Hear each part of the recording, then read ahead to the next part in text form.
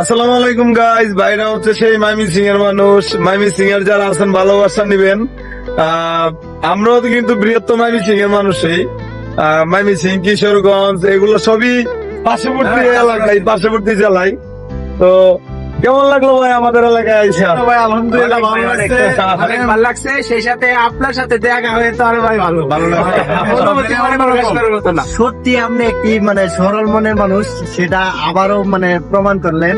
তো ভাই বাস্তবে যেরকম ক্যামেরা জগতে ভাই ঠিক একই রকম। আপনারা যাকে অ্যালেক্স সবুজ নামে চিনেন, সে বাস্তব রিয়ালিটিতেও ঠিক একই সবুজ।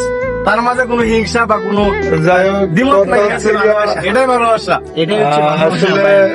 আপনাদের ভালোবাসা নিয়ে আমি এত দূর, আপনাদের জন্য এত দূর। তো ভাই বলতেছে যে আমি আইসা শুনছি যে আপনি নাকি মাছ ধরতে গেছেন গা। হ্যাঁ, তো তারা আমার বলতেছে যে ভাই আজকে তো আপনি মাছ ধরা না যাইলেও পারতেন, তারপরও যান। আসলে আপনার ব্যক্তি আগের যে ইয়াটা, দুই জিনিসটা ধরে রাখতেছেন, ধরে রাখেন, এই জিনিসটাই খুবই ভালো লাগে।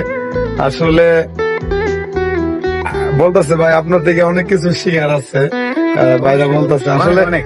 শিখার এরকম কিছু নাই। আমি মনে করি যে আমার কাছ থেকে শিখার হইলে একটা জিনিস শিখার আছে, যেটা হচ্ছে ধৈর্য। ধৈর্য ধরে আসছিলাম বিদায় আজকে এত কিছু, এত দূর।